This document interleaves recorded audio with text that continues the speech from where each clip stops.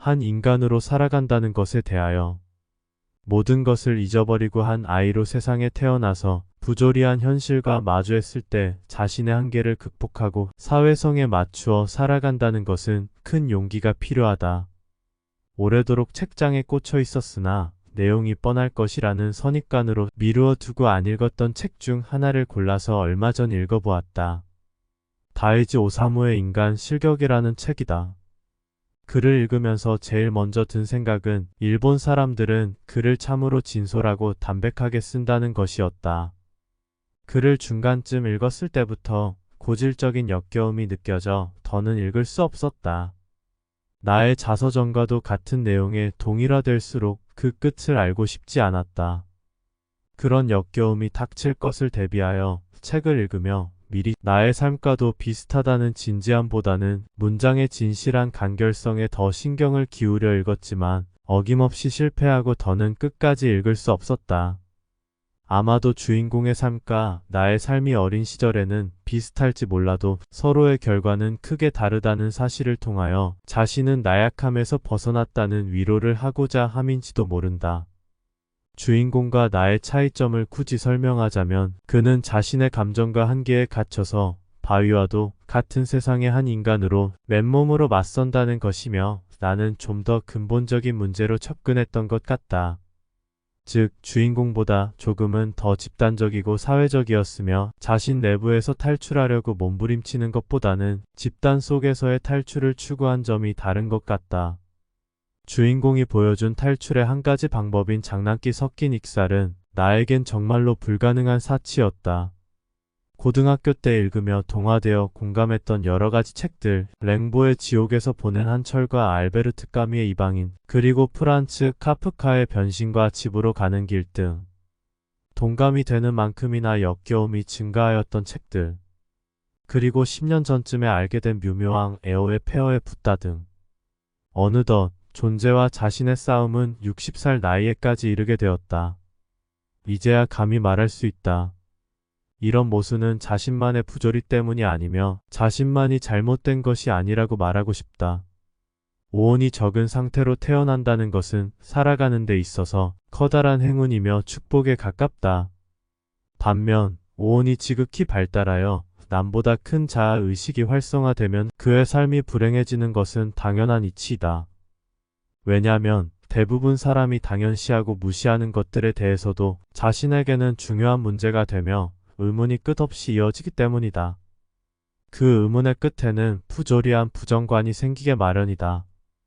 즉 부조리한 세상에 부조리하게 태어나서 세상을 부조리하다고 느끼지만 정작 스스로가 부조리해지는 결과를 낳는다. 이런 자신의 한계를 극복하려면 의도적으로라도 극단적인 환경을 만들어 자신만의 고행이 필요하며 그때가 되어서야 부조리의 완성이 아닌 밝은 깨침이 드러나게 된다. 즉 존재에서 의심을 일으켜 비추어보고 자신이 그 존재 속에 머무르는 것이 아니라 그 존재를 깨고 밖으로 나와야 한다. 그것이 불교에서 말하는 무아이며 해탈인 것이다. 그러나 불교에서 말하는 무아와 해탈은 온전하지 못한 반쪽에 불과하다. 잠시 한동안 그 상태에 머무르는 것에 지나지 않는다. 온전히 존재에서 벗어나는 길은 오직 존재에서 영원히 사라지는 피존재 밖에는 없다. 어려서부터 부조리를 다룬 책들에 관심이 끌린다는 것은 이미 자신의 그릇이 철학적이든 종교적이든 신념적이든 깨침의 길에서 커다란 그릇이 만들어졌음을 의미한다. 오온이 미약한 사람이 아무리 깨침의 길에서 염주를 돌리고 염불을 하여도 작은 깨침에 머물 가능성이 크며 큰 깨침을 얻기란 지극히 어렵다. 결국 어려서부터 남과 달리 관찰자적 사색하는 성향의 사람이라면 그의 목적지를 돈과 명예 등 행복에 두려고 하지 말고 과감히 포기하고 철학적 또는 수행자의 길을 감히 바람직하다. 이러한 부류들이 수행자의 길에 특화된 사람들이다. 또한 누군가와 즐겨 있기를 원한다거나 작은 창조의 희열도 느끼며 세상에 잘 적응해 나가는 사람은 깨침의 길로 가봐야 큰 결과물을 얻기 어렵다. 따라서 이번 생에 잘 준비되어 태어난 사람은, 즉 미약한 오온을 바탕으로 하여 태어난 사람은 수행자의 길이 아닌 자신의 행복도 마음껏 누리며 현실 세상에 도움이 되는 길을 목적으로 살아가면 허물이 없을 것이다. 이렇게 오온이 치성한 수행자가 자신을 극복하고 마침내 수행의 궁극에 다다르게 되면 이 세상은 어떻게 보이는가? 존재를 이원론으로 보게 된다. 이원론적 세계관은 세상을 자신과 분류하여 분별하여 보는 것이다. 이때 번뇌와 잡념은 들어설 자리가 없다. 주체와 객체의 분리이며 있고 없음의 분리이고 지극히 물리적 분리이며 물질적 비물질적인 것마저도 포함한다. 물론 이렇게 분리된 모든 것들은 한 몸이며 일원성이지만 일원성으로 보면 존재는 드러나지 않기에 의도적으로 분리를 일으키는 것이다. 일원성의 이치를 알고 난 후에야 이원성으로 보는 것이지, 존재란 일원성임을 모르면서 존재를 이원성으로 본다면 이것이 바로 범부들이 세상을 보는 시각이다.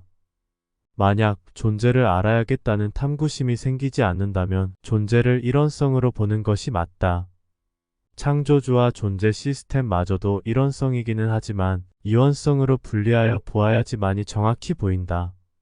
다시 말하면 일원성임에도 왜 분리를 일으켜 의도적으로 나도 이원성으로 보아야 하는가 하면 그것은 자신이 완벽한 창조주가 아님을 간파하였기 때문이며 존재란 끝없는 모순이 가득하다는 전제에서 비롯한 것인데, 존재를 들여다보려면 이원성으로 보아야지만 보이기 때문이다. 일원성에 머무르는 것만도 훌륭하기는 하지만 다시 이원성으로 보게 되면 전혀 달라진 세상을 보게 된다는 것이다. 이때가 되어서야 비존재는 드러난다.